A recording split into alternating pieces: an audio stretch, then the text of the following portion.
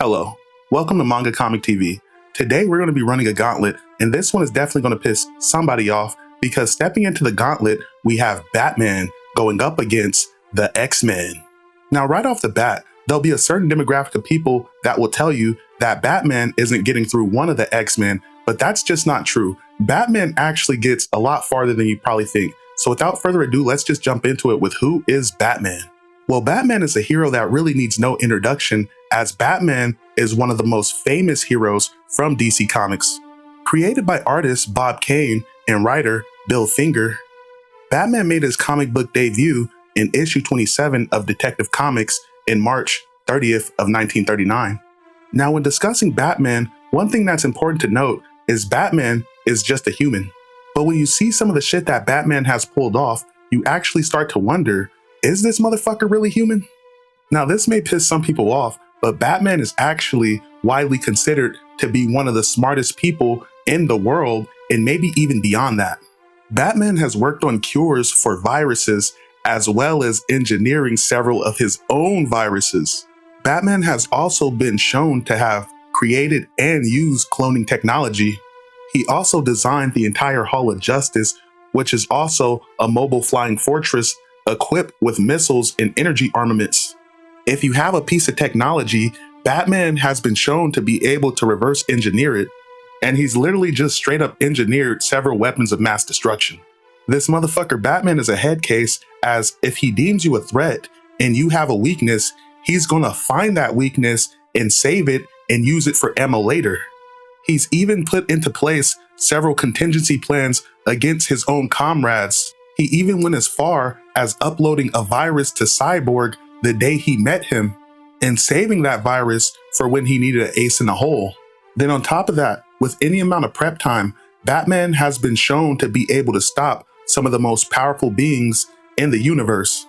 Furthermore, he showed incredible feats of strength, like punching through concrete and hitting enemies so hard he's embedded them in concrete.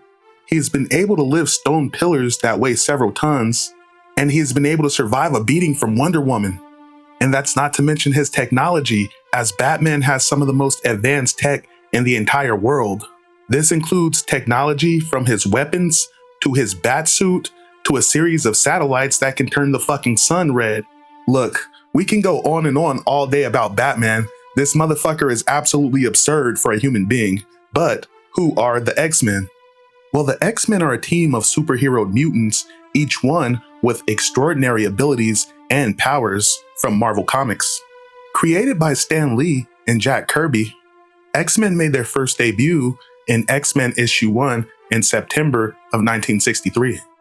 Now, the original lineup consisted of Scott Summers, aka Cyclops, Jean Grey, who at the time was called Marvel Girl, but she's more well known as the Phoenix, Bobby Drake, aka Iceman, Hank McCoy, aka Beast, and Warren Worthington, aka Angel.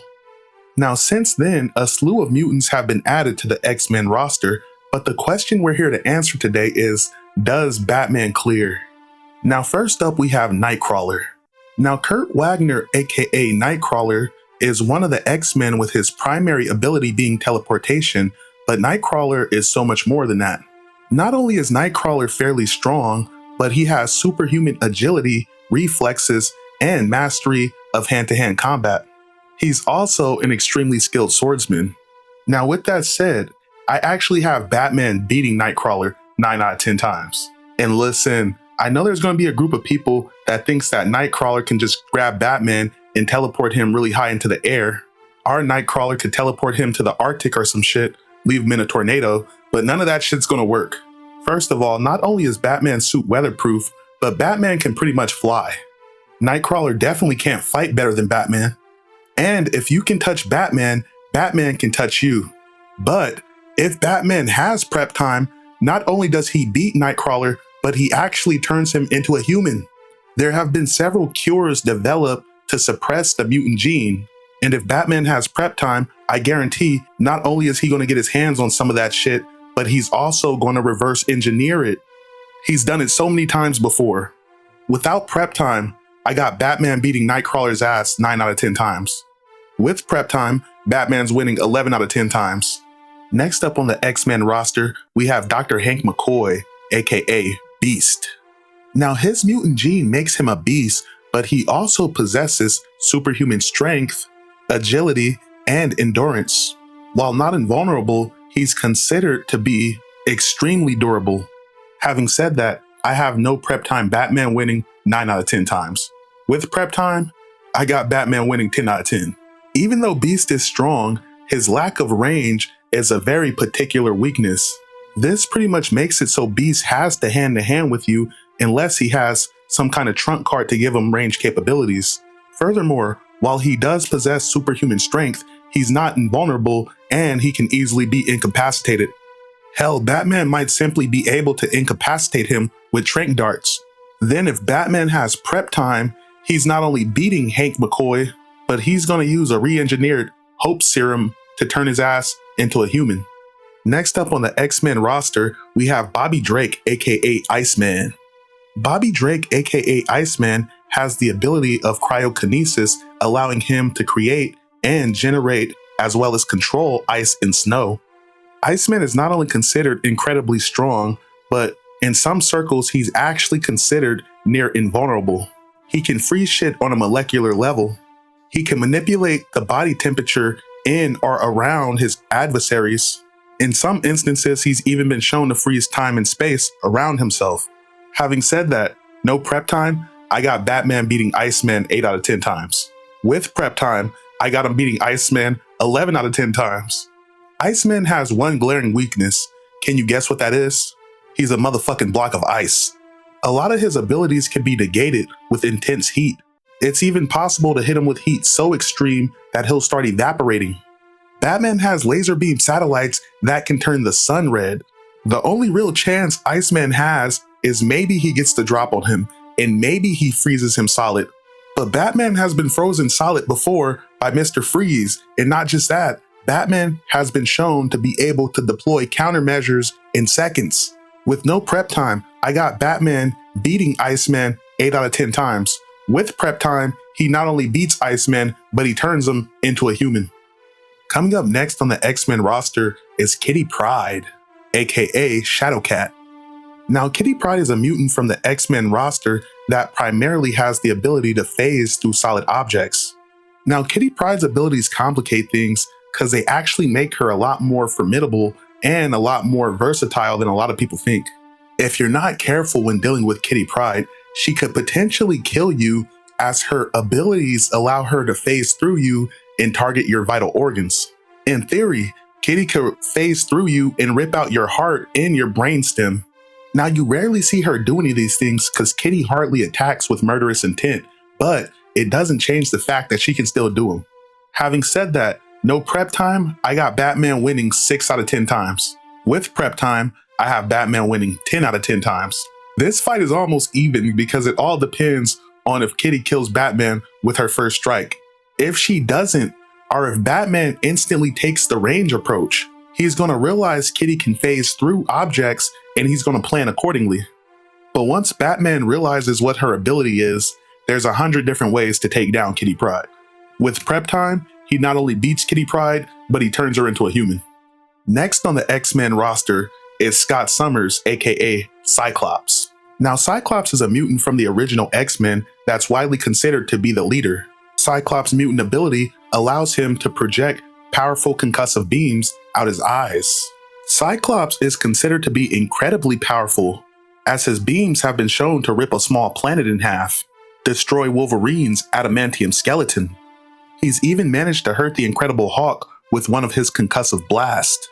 Having said that, no prep time, I got Batman beating Cyclops 9 out of 10 times. And listen, I know there's going to be people pissed off about that, but Cyclops has one glaring weakness. Can you guess what it is? His same mutant ability that gives him incredible power is also a glaring weakness. There has been so many times where Cyclops has just ended up unable to fight efficiently because some asshole broke his visor. Then on top of that, Cyclops' optic blasts are powerful, but they can also be dodged. Furthermore, if you force him into close quarters, he loses the advantage of range. Cyclops is good, but he can't fight better than Batman. Furthermore, if you force Cyclops to fight in a place with a lot of obstacles, he's at a pretty big disadvantage, as if he cannot acquire his target, he can't finish the fight. I got Batman winning this fight 9 out of 10 times, but with prep time, he not only beats him 10 out of 10 times, but he turns Cyclops into a human.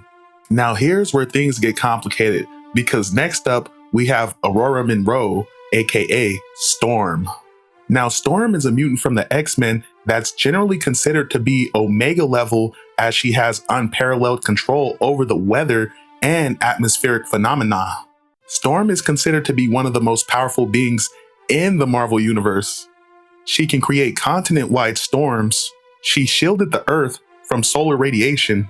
She's terraformed Mars, and she's also harnessed energy from the galactic core and created a solar system-wide black hole.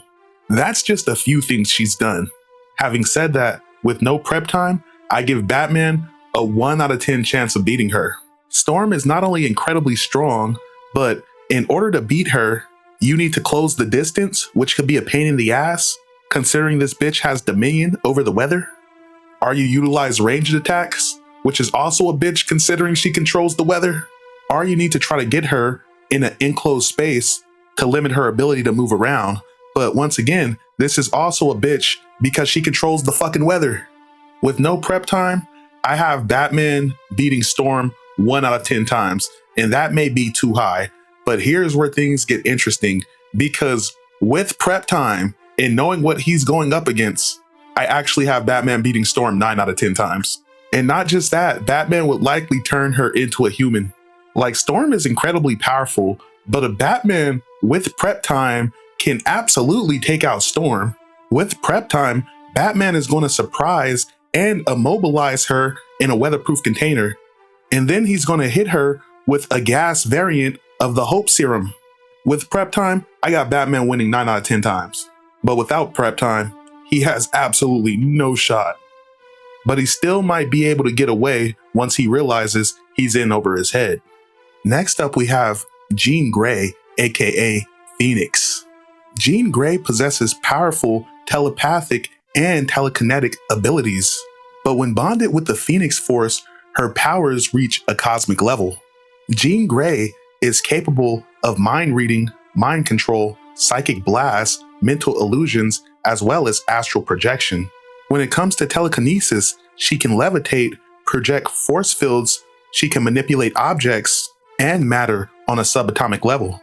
When it comes to the Phoenix Force can literally consume planets and drain galaxies. Having said that, when it comes to Jean Grey, not the Phoenix, but Jean Grey, I actually have Batman winning that fight 5 out of 10 times. Now hear me out. One of Jean's go-to moves is mind reading, mind control, and psychic blast. Now, mind reading and mind control are not going to work on Batman. In fact, if Jean Grey tries that, it's going to actively work against her.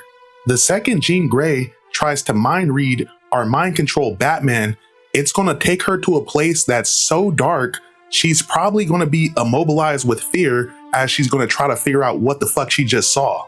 Whole ass demons have tried possessing Batman and couldn't stand being inside his head for more than a few seconds because how dark his mind was. At that point, Batman is going to take advantage of the situation and put Jean Grey down with something stunning, because by then he's going to realize how powerful she really is. With that said, as long as she doesn't try to mind read or mind control Batman, she should be able to fight him off long enough for him to just retreat or for her to take him down. But when it comes to the Phoenix, Batman has a 0 out of 10 chance without prep time. And even with prep time, bro, Batman's probably not going to be able to handle that. Batman's going to stay away, and he's going to get somebody that can throw hands on a cosmic scale. But yeah, when it comes to Batman versus the Phoenix pretty much wins every time. But listen, you want to know a version of Batman that can potentially beat the Phoenix? The Darkest Knight. Last but not least, Professor Charles Xavier. Now, Charles Xavier, aka Professor X, is considered to be the founder and headmaster of the X-Men. Charles Xavier is also considered to be one of the most powerful telepaths in the Marvel Universe.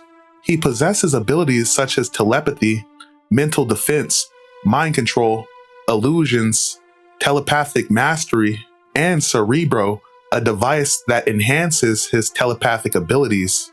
Having said that, I got Charles Xavier beating Batman 8 out of 10 times. And listen, I know there's going to be some people that are mad that it's not 10 out of 10, but hear me out. Batman possesses very high mental defenses to the point where even whole ass demons can't even stand being inside his head for a couple seconds. But the thing about Charles Xavier is his mental prowess and psychic abilities make him much, much stronger than most of the demons Batman has likely faced.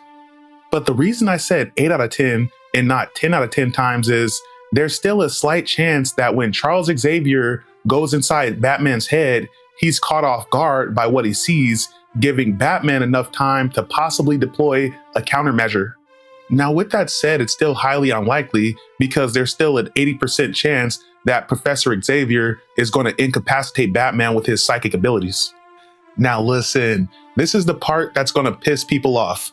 This is the part where you're going to think that I'm sitting over here and I'm smoking some shit.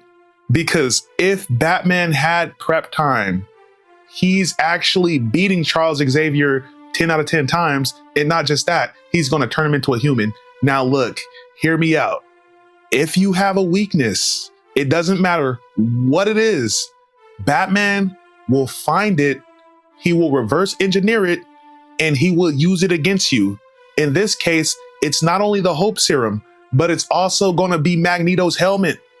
Batman is going to pull up on Charles Xavier with Magneto's helmet and the Hope Serum, and there's going to be absolutely nothing Professor X can do because at that point, he's just a paraplegic. And look, I know people hate the prep time argument, but the truth is, Batman is so ridiculous that given prep time, this motherfucker could actually destroy the multiverse.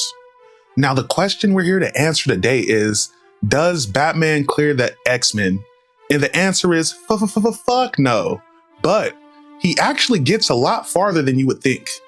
Anyway, guys, thank you for watching. Peace.